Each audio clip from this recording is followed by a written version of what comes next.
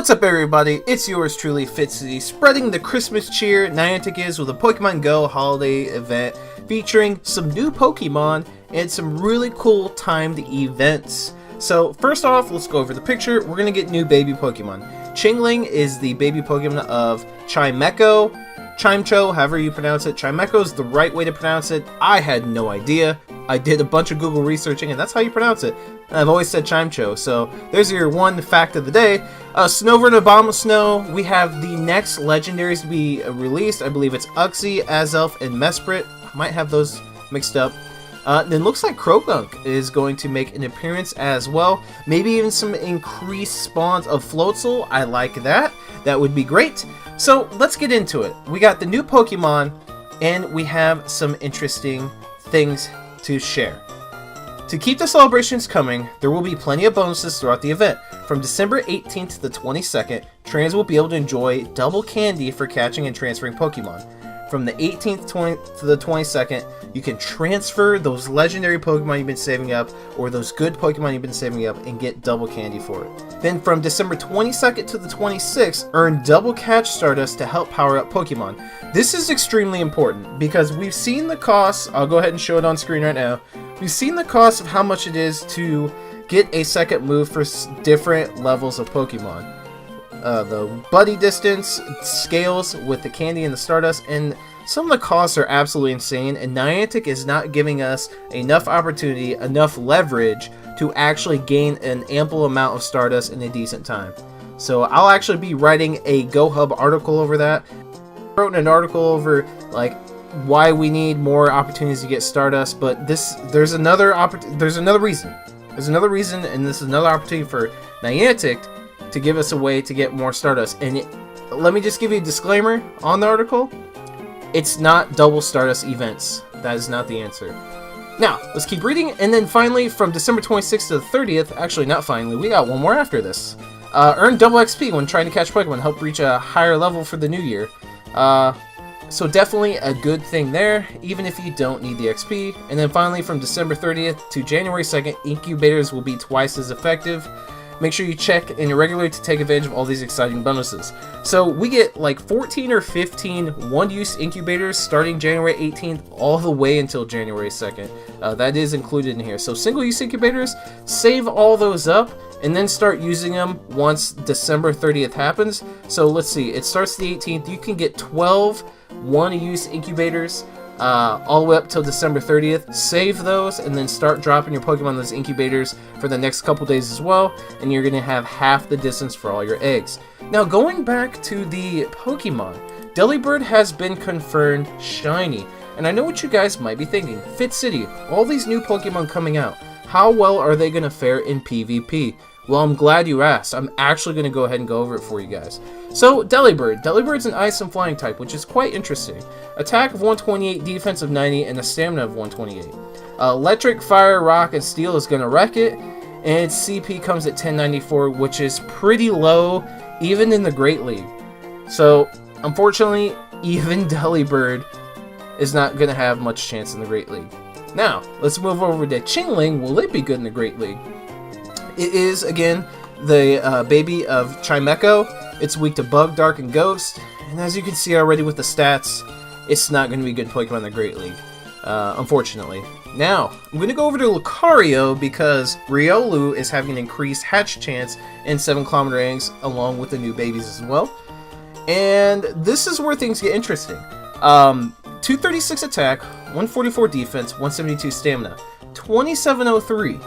Where this Pokemon will shine is in the Ultra League. It's weak to Fighting, Fire, and Ground, and Fighting's one of those typings where if you use Fighting against Fighting, it does normal damage, so that's why the Fighting does super effective damage, because Steel is weak to Fighting. So it's got 3 weaknesses, which isn't bad.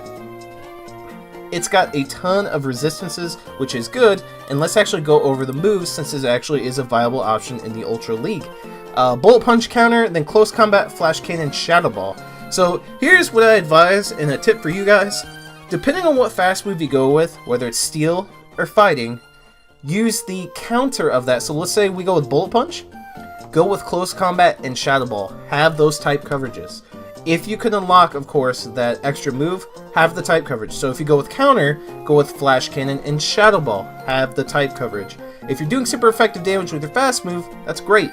Then that way you can use different charge moves to cover something else, if you defeat your opponent, or just do some really good damage in the first place. Now, next up is Toxicroak, which evolves from Krogunk. This is going to be a pretty good Ultra League Pokemon. I don't know what's going on there. Carnivine apparently wants to come in. It's going to be a pretty good Ultra League Pokemon. Maybe not the best. It's definitely going to be situational. 211 attack is really good. 133 defense, and stamina 195, that's pretty good. So this is kind of like a Hariyama of the Ultra League, only you can max this one out and be ready to go.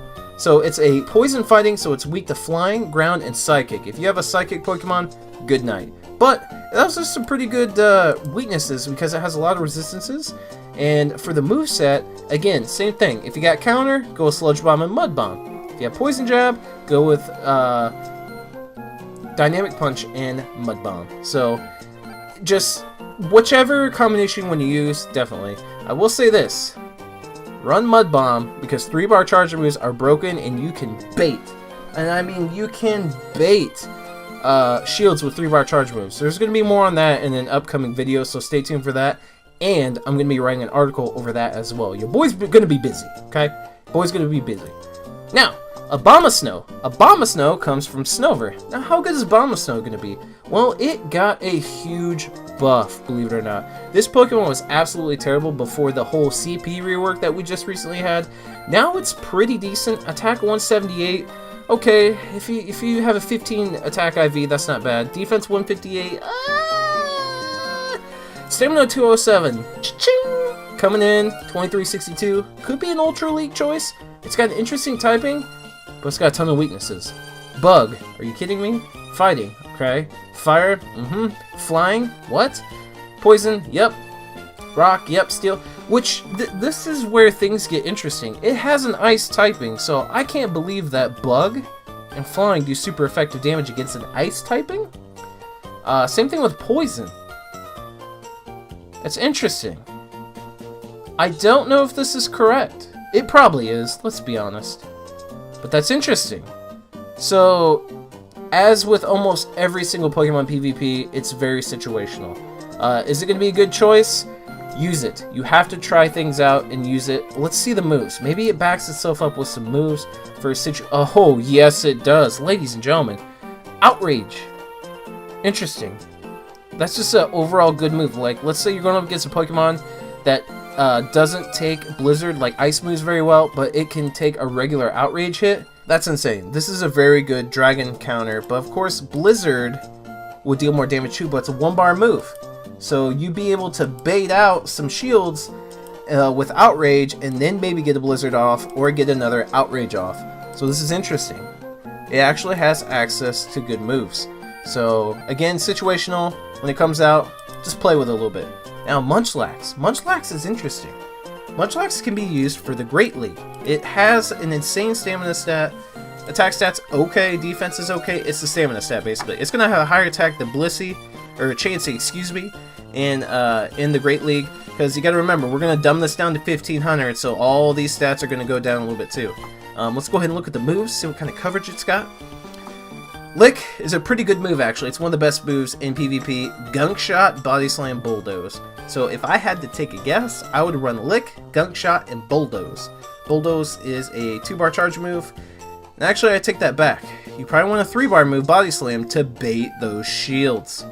Okay, last one, Mantike. Is Mantike going to be good for the Great League? 105, 179, 128. I don't know.